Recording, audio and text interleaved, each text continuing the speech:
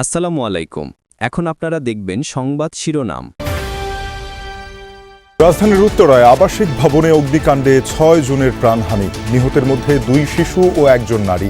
পরিবারের কাছে মরদেহ হস্তান্তর। দিন রাত ২৪ ঘন্টা আমার কাছে আমার সবটুকু খাওয়া দাওয়া নাস্তা পানি কলেজ সব কিছু আমার ছেলে। ফ্যামিলিতে ৩ জনই ছিল, আমার ৩ জনই এখন এক্সপায়ার্ড। বেগম খালেদা জিয়ার স্মরণে কিছুক্ষণ পর সংসদের দক্ষিণ প্লাজায় নাগরিক শোকসভা। যোগ দেবেন তারেক রহমান, আজও সাধারণের দোয়া মোনাজাত।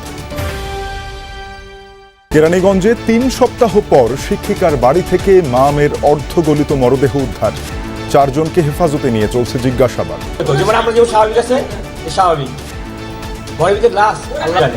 আমরা ১৫ দিন আগেই গন্ধ পাইছি, বাড়ি এলে বলছিল যে গন্ধ কিসের। তাদেরকে থানায় এনে জিজ্ঞাসাবাদের এক পর্যায়ে তারা যে মিম এবং নূরজাহান তারা দুইজনেই স্বীকার করে। চট্টগ্রামে অস্ত্রবাজি খুনের ঘটনায় নিরাপত্তা শঙ্কায় অনেক প্রার্থী।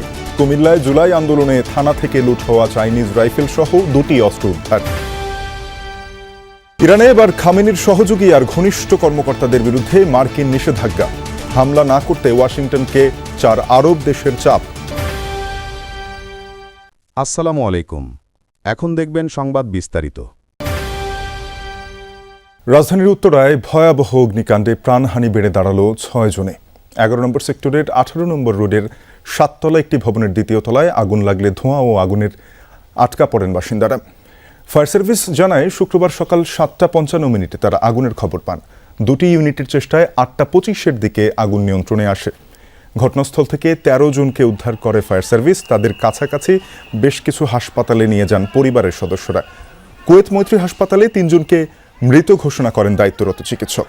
তারা হলেন একই পরিবারের কাজী ফজলে রাব্বি, তার স্ত্রী সুবর্ণা এবং তাদের ২ বছরের সন্তান ফাইয়াজ।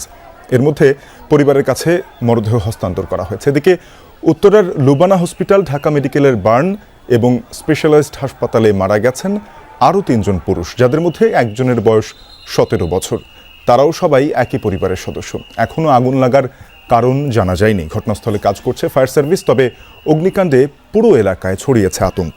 বডিতে কোনো বার্নিং বা অন্য কোনো কিছুর নাই, চিহ্ন নাই, যা শুধু হচ্ছে সাফোকেশনের কারণে আসলে মারা গেছে। বাপ ছেলে একসাথে মারা গেছে, আর ফজলে রাব্বি হচ্ছে মারা গেছে। সর্বমোট ৬ জন, মানে একই পরিবারের ৩ জন, আরেক পরিবারের ৩ জন, ৬ জন। কারো অভিযোগ না থাকে ঊর্ধ্বতন কর্তৃপক্ষের সাথে আলোচনা করে ঊর্ধ্বতন কর্তৃপক্ষের নির্দেশে পরিবারের কাছে লাশ জিম্মায় প্রদান করছি। এবার অন্য প্রসঙ্গে যাচ্ছি। সাবেক প্রধানমন্ত্রী বেগম খালেদা জিয়ার স্মরণে শোক সভার আয়োজন করেছে নাগরিক সমাজ।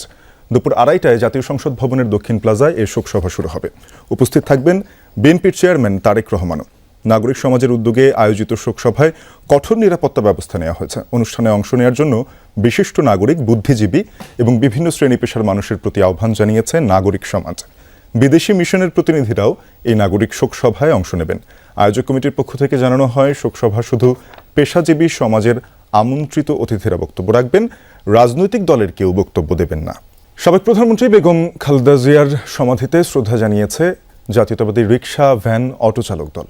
এ সময় মরহুমার রুহের মাগফিরাত কামনায় ফাতিহা পাঠ ও দোয়া মোনাজাত করেন তারা। বেলা ১১টার দিকে বিএনপির জাতীয় নির্বাহী কমিটির যুগ্ম মহাসচিব হাবিবুন নবী খান সোহেলের নেতৃত্বে শ্রদ্ধা জানান জাতীয়তাবাদী রিকশা, ভ্যান, অটো চালক দলের নেতাকর্মীরা।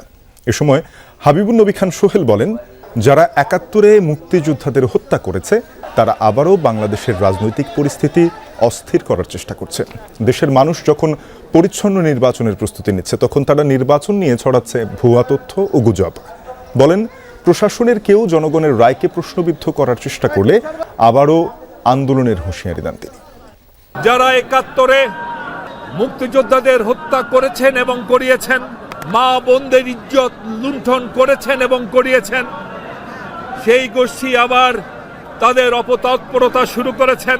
নির্বাচনকে সামনে রেখে নানা জোটের ছদ্মাবরণে তারা বাংলাদেশের রাজনৈতিক পরিস্থিতিকে অস্থির করতে চাচ্ছেন। ঢাকার কেরানীগঞ্জে মুসলিমবাগ এলাকার একটি ফ্ল্যাট থেকে মামের অর্ধগলিত মরদেহ উদ্ধার করেছে পুলিশ। ওই বাসা থেকে তীব্র দুর্গন্ধ ছড়ালে পুলিশ তল্লাশি চালিয়ে খাটের নিচ ও বাথরুমের সানসেট থেকে মরদেহগুলো উদ্ধার করে। জানা যায়, গত 25 ডিসেম্বর শিক্ষিকার কাছে পড়তে যেয়ে নিখোঁজ হন স্কুল ছাত্রী ফাতেমা। মেয়েকে খুঁজতে বের হয়ে নিখোঁজ হন মা রোকেয়া রহমানও। দীর্ঘ 3 সপ্তাহ পর সন্ধান মিলল তাদের মরদেহের। স্বজনদের অভিযোগ, পুলিশের কাছ থেকে পর্যাপ্ত সহযোগিতা পাননি তারা। তবে পুলিশ বলছে, ঘটনায় জড়িত সন্দেহে শিক্ষিকা মিম ও তার স্বামীসহ 4 জনকে হেফাজতে নিয়ে জিজ্ঞাসাবাদ চলছে। এমন নৃশংস হত্যাকাণ্ডে এলাকায় বিরাজ করছে শোকাবহ পরিবেশ। প্রায় সবাই আতঙ্কিত। জড়িতদের দৃষ্টান্তমূলক শাস্তির দাবি জানিয়েছেন স্থানীয়রা। মরদেহ দুটি রাখা হয়েছে মিটফোর্ড হাসপাতালের মর্গে। রুম নেওয়ার পরে বলছে যে আমরা 3 বোন থাকবো, বাচ্চা আর এই জামাই, এরা নিচ্ছে তো দিচ্ছে। এখন আইডি কার্ড সবই নেওয়া হয়েছে, যেভাবে দেওয়া হয় ভাড়া দিতে। যেমন আমরা যেমন স্বাভাবিক আছে, এই স্বাভাবিক ঘরের ভিতরে লাশ আল্লাহ জানে। আমরা 15 দিন আগেই মানে গন্ধ পাইছি। বাড়ি এলে বলছিল যে গন্ধ কিসের। ওই বাসায় যে সিসিটিভি ফুটেজ ছিল, এটা আমরা পর্যবেক্ষণ থেকেই শুরু করি এবং তাদেরকে থানায় এনে জিজ্ঞাসাবাদের এক পর্যায়ে তারা যে মিম এবং নূরজাহান, তারা দুইজনেই স্বীকার করে। ভোট ঘনিয়ে এলেও চট্টগ্রামে অনেক অবৈধ অস্ত্র উদ্ধার হয়নি এখনো। বেশিরভাগই থানা থেকে লুট করা। অবৈধ অস্ত্রের সন্ধানে পুরস্কার ঘোষণার পরও কাজ হয়নি। উদ্ধারে নেই আইন শৃঙ্খলা বাহিনী সমন্বিত কোনো উদ্যোগ বা অভিযান। এ অবস্থায় ভোটের মাঠে নিরাপত্তা শঙ্কায় রয়েছেন অনেক প্রার্থী। 24-এর 5 আগস্ট বিক্ষুব্ধ ছাত্র জনতার রোষানলে পড়ে চট্টগ্রাম মহানগর ও জেলার 11টি থানা। এই ফাঁকে অস্ত্র ও গোলাবারুদ লুট করে দুষ্কৃতিকারীরা। পুলিশের তথ্য মতে লুট করা বেশিরভাগ অস্ত্র চলে যায় সন্ত্রাসীদের হাতে, ব্যবহার হয় অপরাধ কর্মকাণ্ডে।